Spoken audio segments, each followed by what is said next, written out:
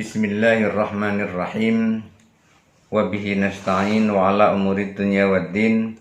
Wassalatu wassalamu ala sayyidil anbiya'i wal mursalin wa ala alihi wa ashabihi ajma'in. Rabbi syrah li sadri wa yassir li amri wahlul 'uqdatam min lisani yafqahu qawli. Amma ba'du. Bab membasuh khufain, mengusap khufain telah selesai. Kita melanjutkan kepada babul ahdatsil lati tangkudul wudu'a. Bab hadas-hadas yang bisa membatalkan wudu. Jadi kali ini kita membahas bab tentang hadas. Hadas itu apa saja yang bisa membatalkan wudu. Bismillahirrahmanirrahim. Wal ahdatsul lati tangkudul wudu'a khamsatun. Wal ahdasu, dan hadas-hadas, allati tangkudu, yang membatalkan al wudu'a wudu, khamsatun, ada 5. Jadi hadas-hadas yang membatalkan wudu itu jumlahnya ada 5. Ada 5 hadas. Bentuk hadas yang bisa membatalkan wudu itu jumlahnya ada 5. Lalu apa yang 5 itu? Yang pertama, al-khariju minas sabilaini. Yang pertama yang bisa membatalkan wudu, bentuk hadas yang bisa membatalkan wudu adalah al-khariju minas sabilaini, yang keluar dari 2 jalan, jalan depan dan jalan belakang. Jalan depan namanya kubul, jalan 8 namanya dubur. Orang Jambi mengatakan jalan depan namanya kemaluan, jalan belakang namanya burit. Nah, itu orang Jambi. Orang Jambi mengatakan seperti itu. Apapun yang keluar dari kubul dan dubur, min ahadis sabilaini, salah satu di antara 2 jalan itu, maka wudhunya akan batal. Itu yang pertama. Yang kedua, wan naumu, yang menyebabkan hadas yang membatalkan wudhu adalah an-naumu, tidur. Tidur itu membatalkan wudhu. Makan tidak batal wudhu. Banyak sekali orang bertanya, Ustadz, makan batal tidak wudhu? Makan tidak batalkan wudhu. Ada yang bilang, kenapa kamu wudhu lagi? Tadi makan. Makan tidak membatalkan wudhu. Makan, minum tidak membatalkan wudhu. Tetapi kalau yang keluar dari 2 jalan tersebut itu bisa membatalkan wudhu. Tidur bisa membatalkan wudhu. Jadi tidur itu bisa membatalkan wudhu. Jadi hati-hati kalau kita sholat Jumat di masjid, kemudian kita tertidur di situ, kemudian tidur yang menyebabkan batalnya wudhu. Karena nanti ada pembahasan tidur yang tidak membatalkan wudhu dan tidur yang membatalkan wudhu. Ada pembahasan itu berikutnya nanti. Nah, kalau kita sholat Jumat kemudian tidur nyandar-nyandar di dinding, nyandar di tiang, itu bisa membatalkan wudhu yang seperti itu. Makanya hati-hati. Ada tidur yang tidak membatalkan wudhu. Nanti pembahasannya lebih lanjut di pembahasan berikutnya. Jadi sesuatu yang keluar dari 2 jalan, jalan depan dan jalan belakang, kubul dan dubur, itu batal wudhu. Yang kedua, tidur juga batal wudhu. Wal ghalabatu 'alal aqli. Ghalabatu 'alal aqli itu artinya hilang akal. Akalnya hilang. Hilang akal itu seperti apa? Orang gila itu hilang akalnya itu. Orang hilang akal kemudian pingsan, hilang akalnya itu.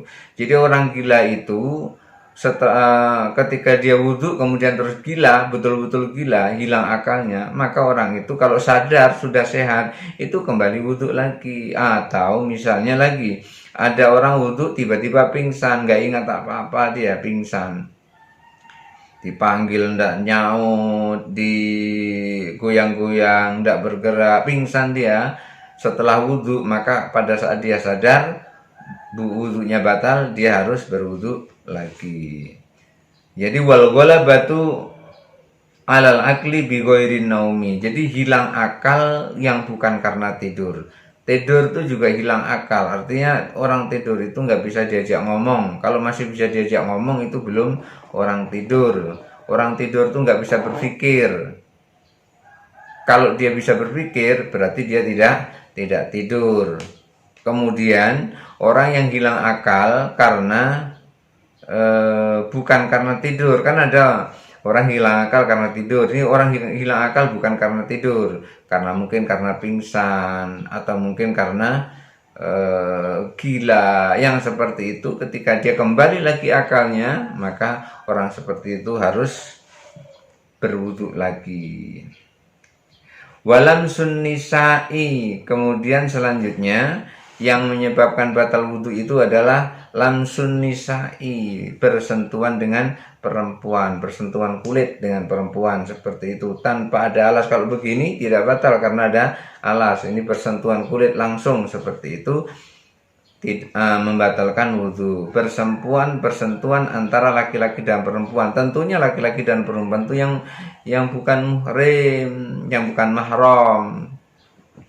Misalnya teman dengan teman itu batal wudhunya, sentuhan antara laki-laki dan perempuan. Tetapi kalau sentuhannya itu adalah sentuhan antara ibu dan anak, itu tidak batal. Antara menantu dan mertua itu tidak batal. Jadi kalau Anda sudah jadi seorang menantu dari seseorang, begitu Anda bersalaman dengan ibu Anda yang laki-laki, maka Anda tidak batal wudhunya. Yang perempuan sudah salaman dengan bapak mertua, tidak batal wudhunya. Jadi antara menantu dengan mertua itu sudah tidak lagi batal wudhu. Karena apa? Karena adanya akad nikah. Jadi bersentuhan antara kulit laki-laki dan perempuan itu membatalkan wudhu. Kemudian yang kelima, mashul farji, menyentuh kemaluan. Kemaluannya disentuh, baik kemaluan sendiri maupun kemaluan orang lain. Kalau sampai menyentuh kemaluan seperti itu dengan telapak tangan, dengan kulit, maka hukumnya batal. Jadi kalau habis nyeboi kemaluan itu harus wudhu lagi, artinya harus mengambil air wudhu lagi karena itu batal. Wa ammal khariju minas sabilaini, adapun tentang yang keluar dari dua jalan depan jalan belakang, kubul dan dubur, fa innahu yang kudul wudu'a, itu membatalkan wudhu. Yang keluar dari kubul dan dubur itu membatalkan wudhu. Liqaulihi ta'ala, berdasarkan firman Allah Ta'ala, waja'a ahadum minkum minal ghaid, apabila telah selesai dari buang air. Kalau selesai dari buang air, maka batal wudhu kita. Dijelaskan dalam surah Al-Maidah ayat 6. Wali qaulihi sallallahu alaihi wasallam, dan juga berdasarkan sabda Nabi sallallahu alaihi wasallam, la wudu'a illa min sautin aw rihin, tidak wudu kecuali ada suara dan bau.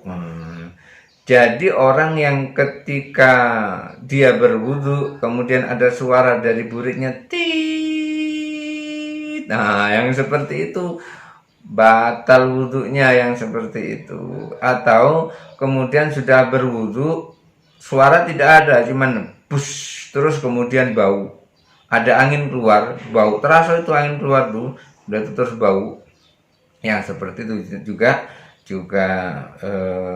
batal wudhunya. Maka harus dipastikan ini suara trompet atau suara burit gitu. Kalau suara trompet ada batal, tapi kalau suara burit itu batal. Ini ada angin dingin. Ini angin dingin dari mana ini?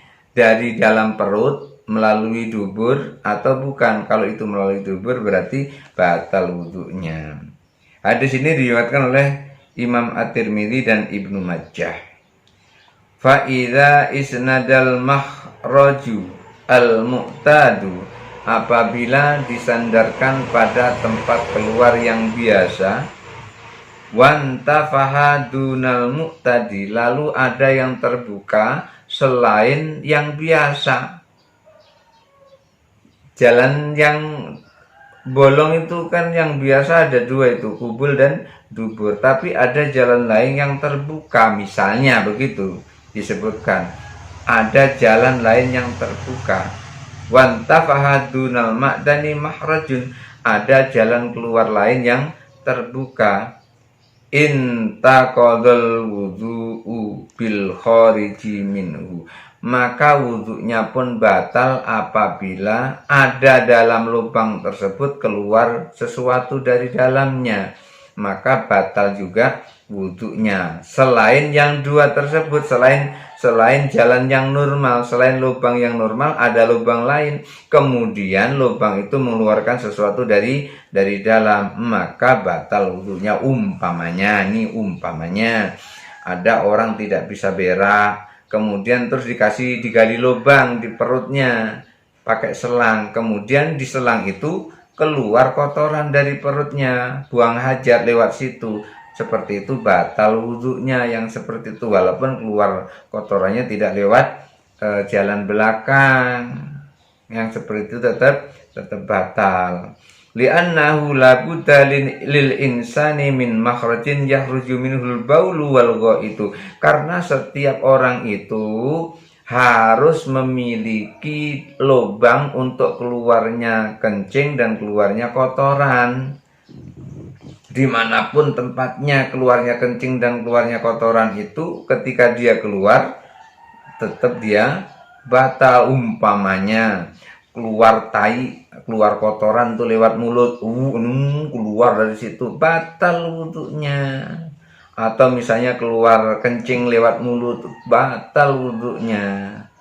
Yang biasanya kan keluar kemaluan sama dubur, biasanya kan begitu. Ini jalan yang di luar biasa, baik jalan asli maupun jalan buatan. Ketika keluar sesuatu dari dalam itu, maka batal wudhunya. Faida isnada al-mu'tadu, apabila disandarkan kepada yang biasa, jalan keluar yang biasa, sara hadza wal makhraju, lalu jalan yang seperti ini kemudian menjadi jalan keluar. Kalau disandarkan kepada jalan keluar yang biasa, lalu jalan tersebut menjadi jalan keluar sesuatu, jalan pembuangan, fantaqadal wudhu'u,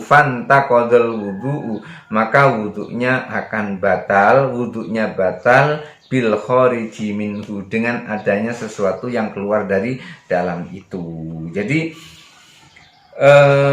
jalan yang dibuat, umpamanya dibuat di perut atau di mana gitu untuk mengeluarkan kotoran di dalam, karena manusia itu hak tabiatnya adalah memiliki dua jalan untuk keluar kotoran, baik kencing maupun berak. Nah, ketika ada sesuatu yang keluar dari lubang tersebut, maka batal wudhunya. Wa in tafaha fauqal mu'tadi, apabila ada jalan keluar yang terbuka yang tidak pada jalan biasanya. Kan manusia itu punya lubang banyak. Ada lubang hidung, ada lubang mulut, ada lubang telinga, ada lubang kemaluan, ada lubang dubur, terus ada lubang ini mata, ini sebetulnya ada lubang. Jadi berapa lubang nih? Ada 9 lubang. 1, 2, 3, 4, 5. Ada 7. ada 7, ada ini 1 2 1 2 3 4 5, coba perhatikan 1 2 3 4 5 6 7, ada 9 lubang. Yang 2 kemana? Ke bawah yang 2. Nah, kalau keluarnya kotoran itu kan keluar kotoran itu kan lazimnya lewat depan sama lewat belakang, tapi tidak lewat itu, lewat yang lain, lubang yang lain yang sudah ada itu. Bagaimana kalau yang seperti itu? Fafihi kaulani, ada 2 pendapat. Kata Imam Syirazi disebutkan ada 2 pendapat. Ahaduhuma, salah satu di antara 2 pendapat tersebut, yang kudul wudu bil khariji minhu, tetap batal wudu kalau ada sesuatu yang keluar dari dalam lubang tersebut, walaupun lubang itu bukan lubang yang biasa. 5 zakarnahu, sebagaimana yang telah kami jelaskan. Wa qala fil hirmalah, disebutkan di dalam kitab Hirmalah, lah yang kutu tidak batal kalau bukan melalui 2 jalan yang asli. 2 jalan asli itu maksudnya adalah kubul dan dubur, tidak batal wudhu. Ini disebutkan dalam kitab Al-Hirmalah. Li'annahu fi makna al-qai'u, karena kalau tidak melalui dubur dan kubul, kotoran itu keluar, itu artinya sama dengan muntah. Muntah tidak membatalkan wudhu. Misalnya ada kotoran keluar lewat mulut, muntah itu, maka ketika muntah seperti itu disebutkan dengan al-qai'u, itu seperti muntah. Atau ada keluar dari lubang hidung, ini ada kotoran keluar dari lubang hidung, misalnya ingus, begitu, tidak batal wudhunya itu karena tidak melalui dubur dan kubul. Atau mungkin korek-korek kuping, kemudian keluar kotoran dari kuping, itu tidak batal wudhunya, itu disamakan dengan muntah tidak membatalkan wudhu. Atau tiba-tiba di mata ini keluar tai mata, yang seperti itu tidak membatalkan wudhu karena itu disamakan dengan muntah. Wa in lam yasnad al mu'tadu, apabila tidak disandarkan, wa in lam yunsadu, apabila tidak disandarkan al mu'tadu pada jalan keluar yang biasa. Kalau tidak disandarkan pada jalan keluar yang biasa, maksudnya jalan keluar yang biasa yang mana? Kubul dan dubur. Wantafaha fauqal mu'tadi, lalu ada jalan lain yang terbuka, tapi jalan itu tidak biasa, bukan kubul dan dubur, ada jalan lain yang terbuka. Lam yangkut wudu, tidak batal wudunya bil khariji minhu, karena ada sesuatu yang keluar darinya.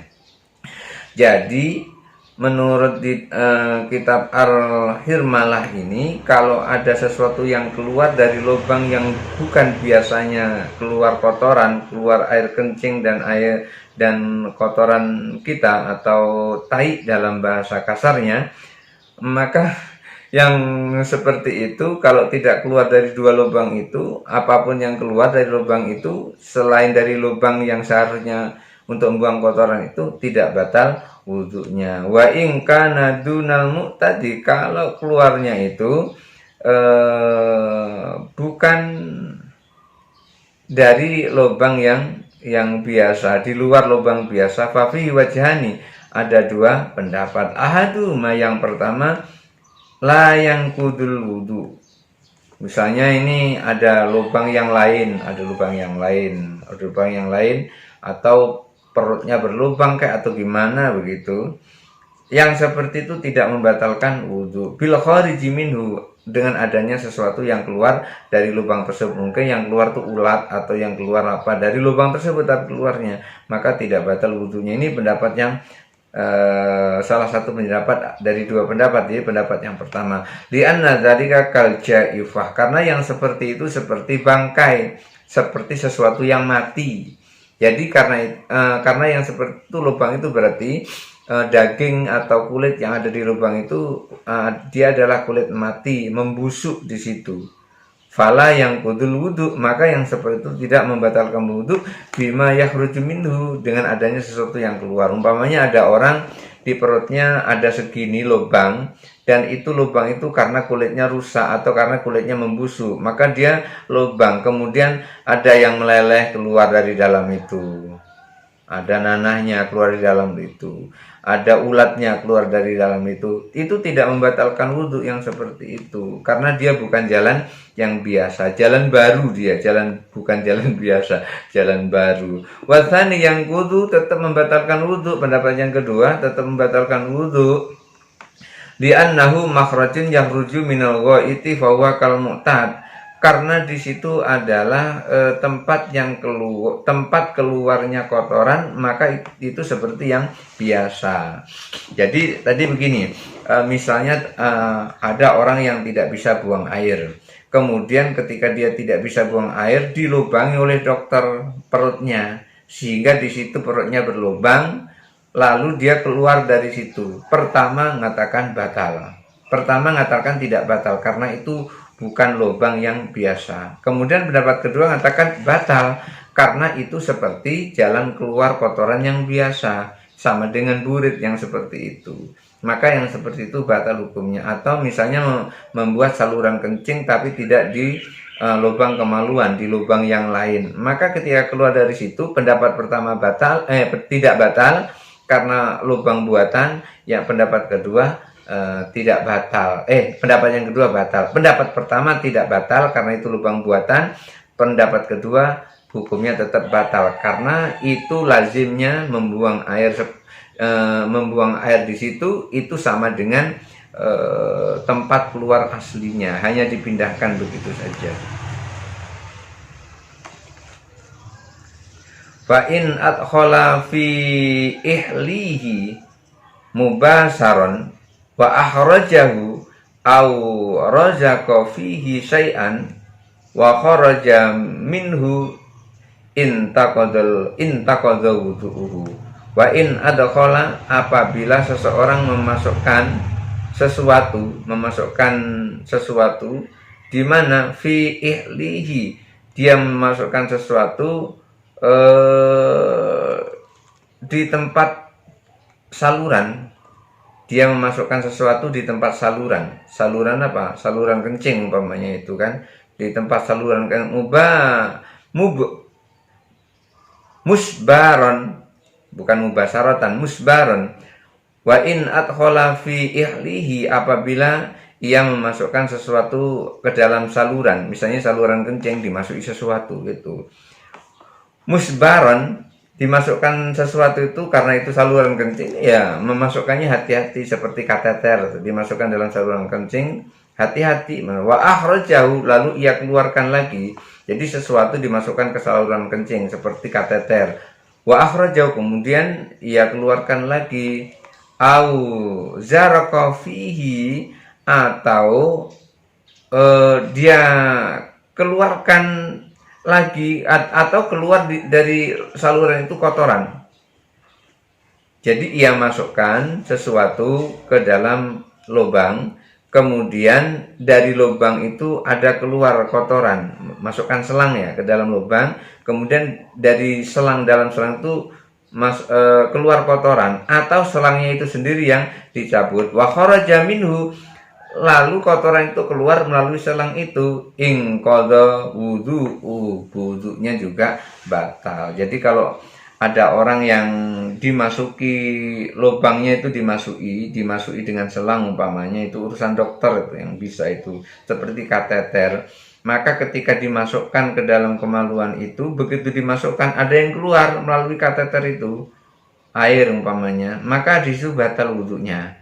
Atau begitu dia masukkan kateter itu nggak ada keluar sedikit pun apa-apa, kencingnya tidak keluar, lalu kateter itu dicabut dari kemaluannya, begitu dicabut maka itu pun juga membatalkan wudhu. Artinya apa? Sesuatu yang keluar dari dua jalan itu tetap membatalkan wudhu. Di dalam kitab Kifayatul Ahyar, dan bahkan kalau ada cacing yang keluar dari dubur itu juga batal wudhunya. Atau misalnya bukan cacing yang keluar tapi kremi yang keluar, kremi dari situ, itu juga batal wudhunya. Pokoknya asal ada yang keluar dari dua lubang tersebut, kubul dan dubur, wudhunya batal. Jadi 5 yang membatalkan wudhu ini, 5 yang membatalkan wudhu ini dibahas tuntas di dalam kitab Al-Muhadzab ini. Jadi saya sampaikan kepada antum-antum semua bahwa makan itu tidak membatalkan wudhu. Keluar darah yang dari tangan itu juga tidak membatalkan wudhu. Tapi kalau keluar darah dari kemaluan itu menjadi batal wudhu. Keluar darah dari dubur itu juga batal wudhu. Oleh karena itu kita harus hati-hati, karena yang membatalkan wudhu itu ada 5 jumlahnya. Yang pertama yang keluar dari 2 jalan, yaitu kubul dan dubur. Yang kedua itu karena tidur nyenyak, karena tidur, maka ketika orang itu tidur batal wudhunya. Yang ketiga karena hilang akal tapi tidak disebabkan tidur, disebabkan oleh yang lain seperti gila dan pingsan, maka orang seperti itu batal wudhunya. Kemudian menyentuh antara laki-laki dan perempuan itu batal wudhunya, tapi ingat, laki-laki dan perempuan yang bukan mahram, yang yang boleh dinikahi, yang boleh dinikahi batal wudhunya. Maka istri kita sentuh itu batal wudhu kita. Kenapa? Karena dia boleh kita nikahi. Kalau istri kita sentuh tidak batal wudhunya, berarti istri itu nggak boleh dinikahi, nganggur saja di situ. Makanya bersentuhan antara laki-laki dan perempuan itu untuk orang yang boleh dinikahi. Untuk orang yang tidak boleh dinikahi tidak batal. Seperti bersentuhan dengan anak kita, bersentuhan dengan orang tua kita, bersentuhan dengan mertua kita, yang seperti itu tidak boleh dinikahi. Maka seperti itu tidak membatalkan wudhu. Antara ponaan dengan paman, ponaan dengan bibi, yang seperti itu tidak membatalkan wudhu. Kemudian yang kelima itu mengusap farji atau menyentuh farji atau menyentuh kemaluan. Menyentuh kemaluan juga membatalkan wudhu. Ada 5 yang membatalkan wudhu ini. Mudah-mudahan ada manfaatnya. Hadanallahu wa iyyakum ajmain. Wallahul muwaffiq ila aqwamit thoriq. Wassalamualaikum warahmatullahi wabarakatuh.